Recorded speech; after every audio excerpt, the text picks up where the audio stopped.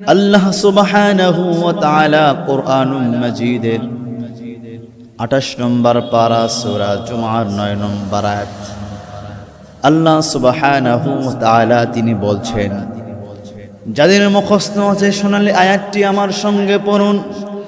ইয়া আইয়ুহাল্লাযীনা আমানু ইযা নুদিয়া লিস-সালাতি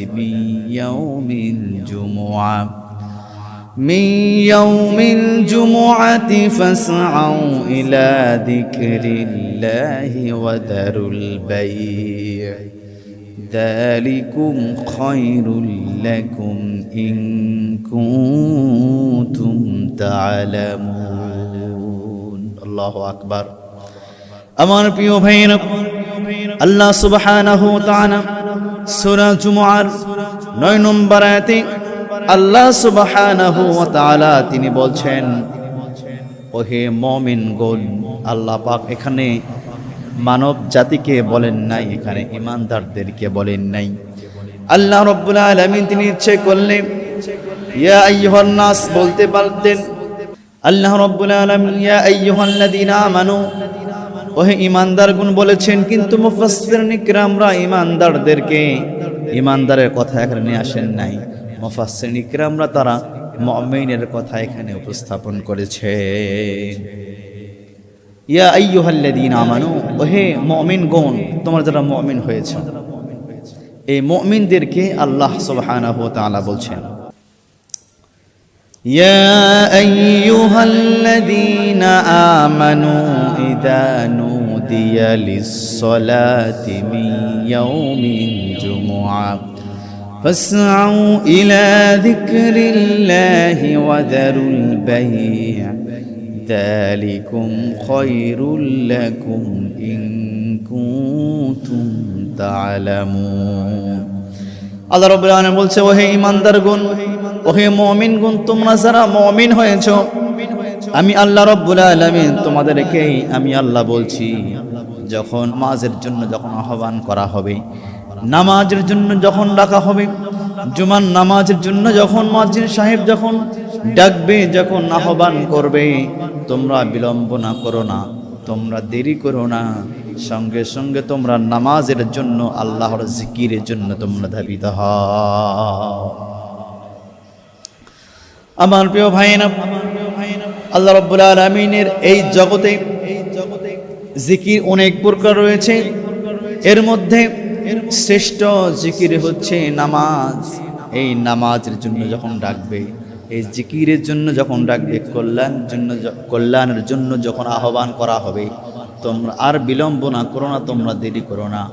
তোমরা ব্যবসা বাণিজ্যকে বন্ধ করে দাও, তোমরা কৃষিকাজকে বন্ধ করে দাও, তোমরা দোকানপাটকে বন্ধ করে দাও, তোমরা ব্যস্ততাকে অপেক্ষা করে তোমরা নামাজের জন্য মসজিদে তোমরা উপস্থিত হয়ে যাও।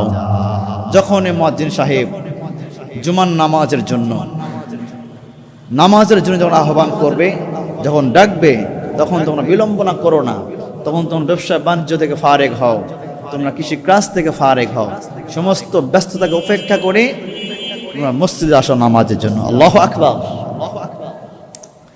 আমার প্রিয় ভাইরা, এই নামাজ হচ্ছে মুমিনদের জন্য মেরাজ। আসসালাতু মিরাজুল মুমিনিন, নামাজটি হচ্ছে মুমিনদের জন্য মেরাজ স্বরূপ। আমার প্রিয় ভাইরা, আল্লাহ রাব্বুল আলামিন বললেন, যখন মুয়াজ্জিন সাহেব নামাজের জন্য আহ্বান করবেন, তখন তোমরা ব্যস্ততা থেকে উপেক্ষা হয়ে ফারেক হয়ে তোমরা নামাজের জন্য তোমরা হাজির হয়ে যাও, নামাজের জন্য তোমরা উপস্থিত হয়ে যাও। আমার প্রিয় ভাইরা, আল্লাহ সুবহানাহু ওয়া তাআলা তিনি ইরশাদ করেন, আয়াতের শেষের দিকে বলা হয়েছে, আল্লাহ রাব্বুল আলামিন বললেন, যদি তোমরা জ্ঞানী হও, যদি তোমরা বুদ্ধিমান হও, তবে তোমরা উত্তমটাই করবা। যদি তোমরা জ্ঞানী হও, তোমরা যদি উত্তম হয়ে থাকো, তবে তোমরা হাজারো কাজ থেকে ফারেক হয়ে, হাজারো কাজকে উপেক্ষা করে, ব্যবসা বাণিজ্যকে উপেক্ষা করে তোমরা নামাজের জন্য তোমরা ধাবিত হবা।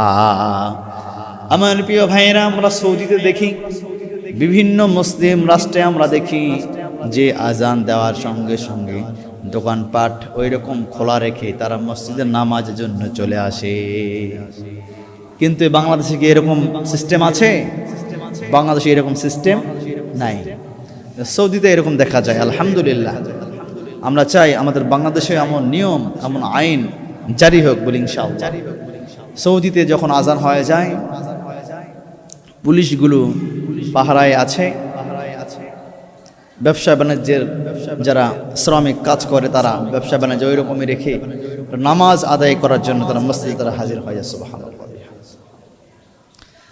আমার প্রিয় ভাইয়েরা, অনেক ব্যক্তি মনে করবে নামাজ যে আমি আদায় করতে যাব, এজন্য অন্তত পক্ষে 15 থেকে 20 মিনিট সময় আমি আমার ব্যবসার কাজে দিতে পারলাম না, এই সময়টা লস করলাম। অনেক দোকানওয়ালা, অনেক ব্যবসায়িকরা মনে করেন।